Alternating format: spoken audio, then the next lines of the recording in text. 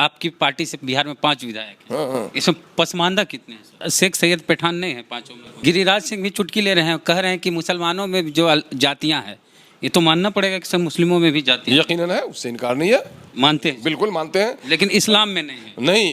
और आरक्षण का लाभ आज भी ओबीसीज को सही तौर पर नहीं मिल पा रहा है, और उस पर आपने बड़ी चालाकी से 10% शायद आबादी भी नहीं है और 10% उनका आपने आरक्षण करा लिया, तो उनका तो 100% हो गया। कुछ जातियों का शोषण हुआ है, दोहन हुआ है, किसी को बहुत अग्रणी जाति का सम्मान मिला और किसी को शुद्ध समझ करके उसको नापाक समझा गया।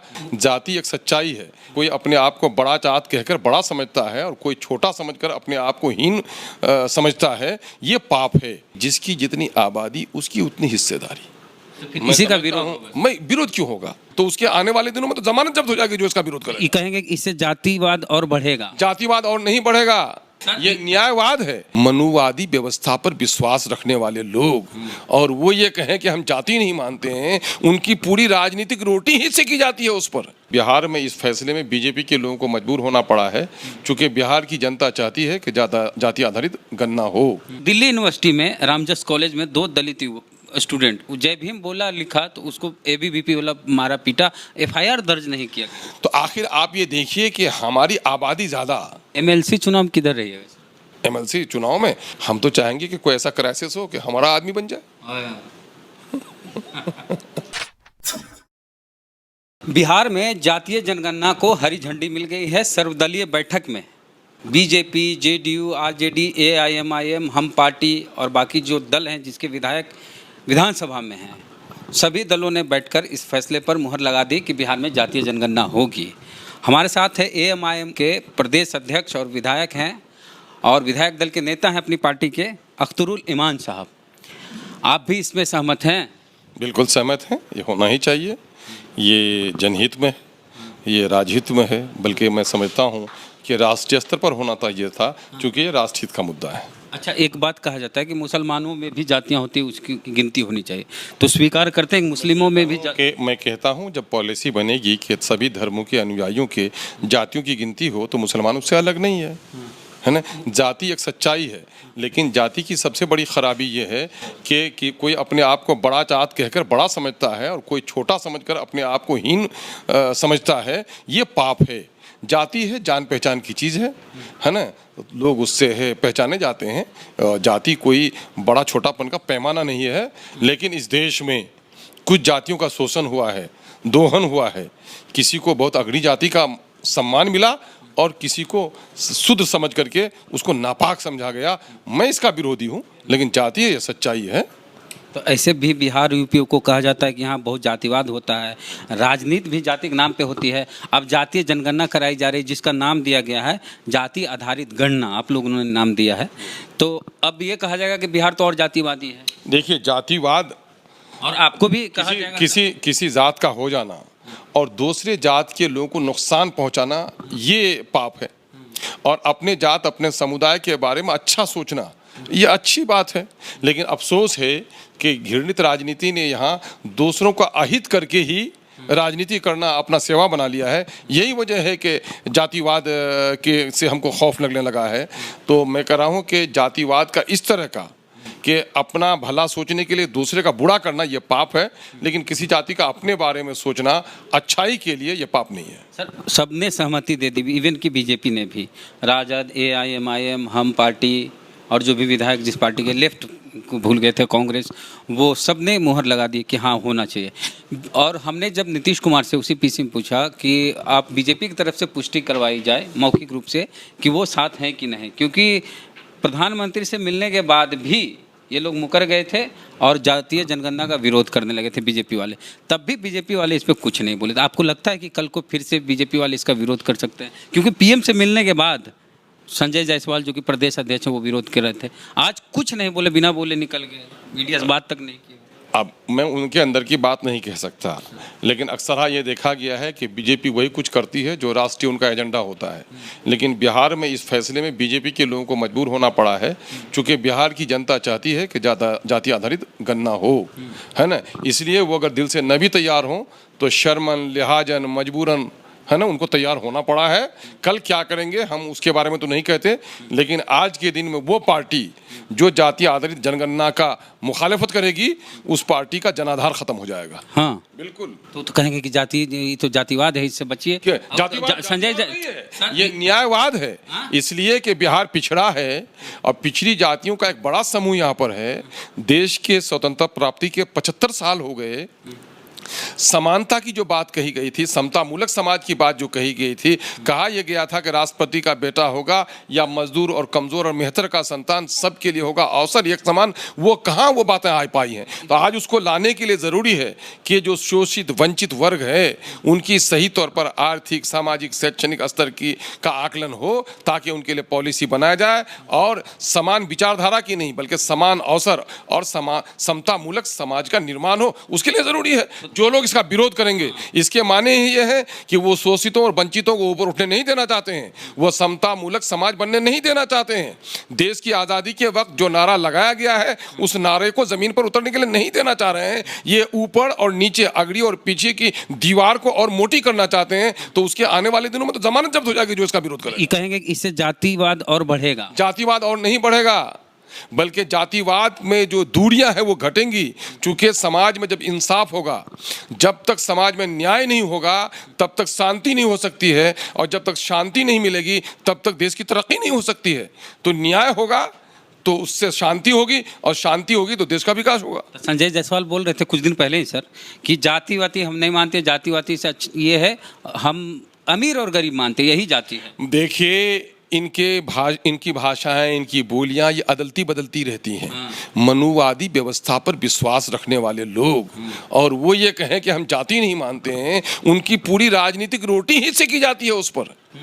बल्कि बरसों से अगर किया है तो इस देश का इतिहास साक्षी है कि जाति के नाम पर ही गरीबों का जो शोषण हुआ है, तो ये तो जाति के नाम पर ही, जाति के नाम पर लोगों ने कहा कि ब्रह्मा के सर से कोई जन्म लिया, कोई बाजू से, कोई पेट से, कोई पाँव से। ये व्यवस्था को जो लोग मानते हैं वो समझते हैं कि वो शूद्रों का शोषण करते हैं, है ना, वो समाज के दबे कुचले लोगों को उठने नहीं देना चाहते हैं। तो ऐसे लोगों की बात करना फिजूल है। मैं समझता हूँ कि धार्मिक उन्माद के जरिए से ऐसी पार्टियां सत्ता में आती हैं।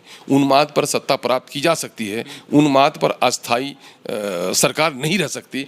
इस वक्त देश में की गद्दी पर जो लोग बैठे हुए हैं, जो पार्टियों की सरकार है, उनको जनता के हित में, लोगों के रोजगार के बारे में, रोटी के बारे में, चूल्हा कैसे जले, बच्चे कैसे पढ़ें, बीमारों को कैसे दवा मिले, नौजवानों को रोजगार कैसे मिले, देश में उन्नति कैसे हो। रोज बरोज मुद्रा की कीमत अंतर्राष्ट्रीय स्तर पर घटती चली जा रही है। अंतर्राष्ट्रीय तमाम तर जो हमारा मामला है सर, कमजोर होता चला जा रहा है। जातीय जनगणना पर हैं। गिरिराज सिंह भी चुटकी ले रहे हैं, कह रहे हैं कि मुसलमानों में जो जातियां हैं, ये तो मानना पड़ेगा कि सब मुस्लिमों में भी जातियां यकीनन है, उससे इनकार नहीं है, मानते हैं, बिल्कुल मानते हैं। लेकिन इस्लाम में नहीं है। नहीं, इस्लाम में देखिए, इस्लाम में कहा गया कि कुरान में कहा गया है कि तुम सब एक ही मर्द और औरत के संतान हो। तुमको ईश्वर ने मुख्तलिफ जातों में बांट दिया है ताकि तुमको एक दूसरे को पहचान सको। असल मामला जिनका किरदार अच्छा होगा वो इंसान अच्छा होगा। जात और बिरादरी की वजह से कोई अच्छा और कोई बुरा नहीं होगा। जो गिरिराज सिंह चुटकी ले रहे हैं कि मुसलमान में जातियां उनकी गिनती हो। अरे भाई, तो जातियां तो मैं कह रहा हूँ, इस देश में ही मुसलमान है तो इस देश के दूसरे लोग हैं, तो जाति तो है। यहाँ पर पैसे से जाति का निर्धारण हुआ, गरीबी की वजह से जाति का निर्धारण हुआ, इससे इनकार कहाँ कर सकता है। लेकिन जहाँ तक गिरिराज जी की बात करते हैं, गिरिराज जी आज देश के केंद्रीय मंत्रिमंडल के सदस्य हैं और एक जिम्मेदार ओहदे पर बैठे हुए, उनकी जो भाषा है वो गलियों में एक आम कार्यकर्ता की भाषा है। मैं समझता हूं कि इतने ऊपरी स्थान पर बैठे हुए लोगों को इस तरह गली के माने स्ट्रीट जो वर्कर्स होते हैं पॉलिटिकल, उसके तरह बयानबाजी शायद उनको शोभा नहीं देता। अच्छा सर, ये जो जातीय जनगणना अगर होगी, जाति आधारित गणना, तो उसके बाद फिर मांग इस तरह की होगी कि जाति के आधार पर, आबादी के आधार पर आरक्षण को बढ़ाया जाए। मैं कह रहा हूं कि एक ईमानदाराना हुकूमत के लिए, सरकार के लिए ज़रूरी है कि जिसकी जितनी आबादी उसकी उतनी हिस्सेदारी। तो इसी का विरोध क्यों होगा? मैं कह रहा हूं कि हिस्सेदारी की जब बात होती है, सरकारें बनती हैं वोट से, लेकिन सरकारें चलाई जाती हैं टैक्स से। तो टैक्स जो देता है तो टैक्स पेयर को उसका हिस्सा चाहिए कि नहीं चाहिए? कोई समुदाय टैक्स दे और उसके लोगों को नौकरी नहीं मिले, किसी क्षेत्र के लोग टैक्स दें और वहाँ आप विकास का काम नहीं करें। तो मैं समझता हूँ कि अगर इस तरह की तस्वीर सामने में आएगी तो ईमानदारी के साथ काम करने का मौका मिलेगा कि जो लोग शोषित हैं, वंचित हैं, पिछड़े हैं और अब तक वो ऊपर नहीं उठ सके हैं, तो उसके लिए ईमानदाराना पॉलिसी बननी चाहिए। रिजर्वेशन पार्ट ऑफ नेचर है। एक माँ 4 बच्चे हैं उनके, सबसे प्रेम करती है, लेकिन जो बीमार है उसका देखरेख कुछ ज़्यादा करती है। तो मैं समझता हूँ कि एक संवेदनशील सरकार के लिए ज़रूरी भी है, और आज भी है आरक्षण। आरक्षण का आधार तो यही ना है कि सामाजिक और आर्थिक पिछड़ापन जो है उसके निदान के लिए आरक्षण दिया जाए। तो मैं समझता हूं कि आज बहुत सारे लोगों की आरक्षण की बात कही जाती है तो उल्टी सीधी बातें आ जाती हैं। मैं कह रहा हूं कोई बीमार है तो आप सिर्फ अंधेरे में आप तीर चला रहे हैं। तो आज का साइंटिफिक युग है, आज अल्ट्रासोनोग्राफी हो जाती है, एक्सरे हो जाता है, जिसके माने में बीमारियां सामने में आ जाती हैं तो डॉक्टर को दवा लिखने में आसानी होती है।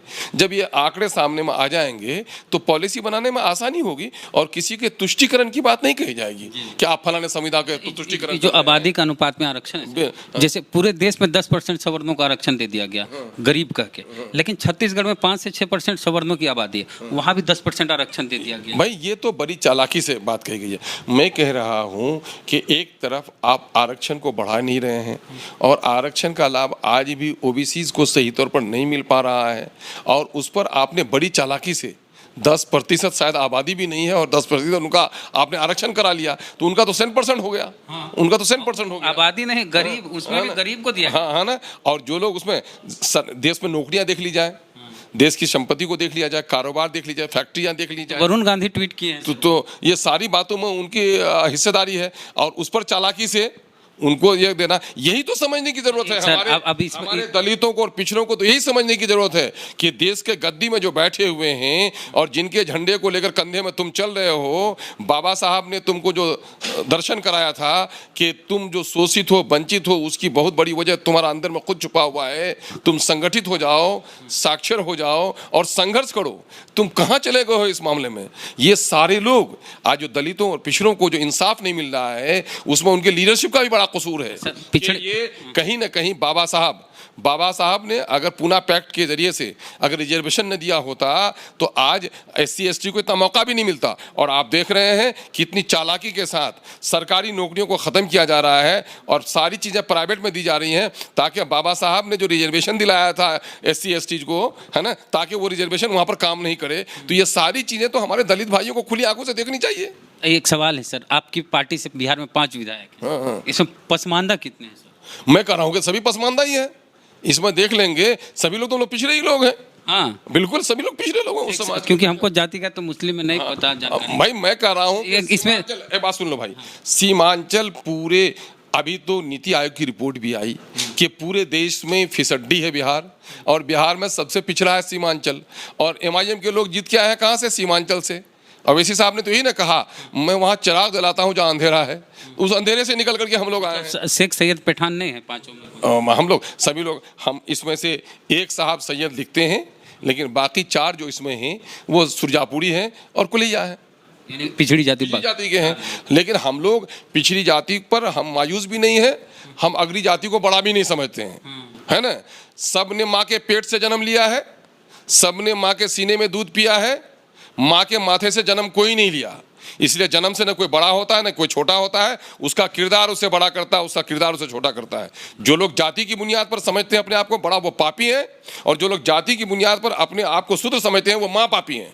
इसलिए लोग इससे एहसास से कमतरी से जो हैं उनको निकलना चाहिए। इन्फेरिटी जो कम्प्लेक्स है इससे निकलना चाहिए हमारे दलित भाइयों को। आप कहीं से भी नहीं है, देश आपका है, इस देश के बाशिंदे आप हैं, है ना।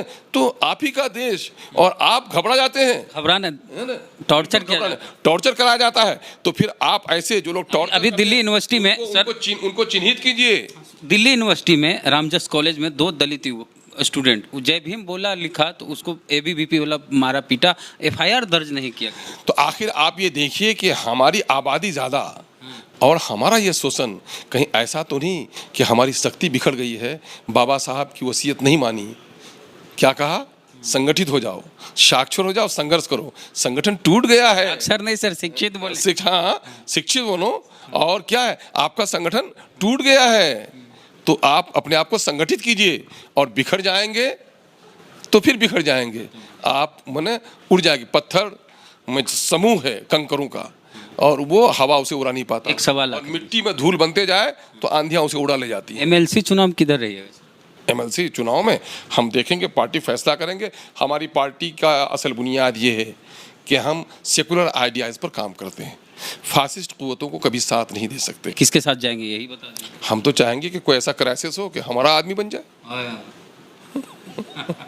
चलिए बढ़िया। तो उम्मीदवार अरे एक आदमी अगर आप देख रहे हो कि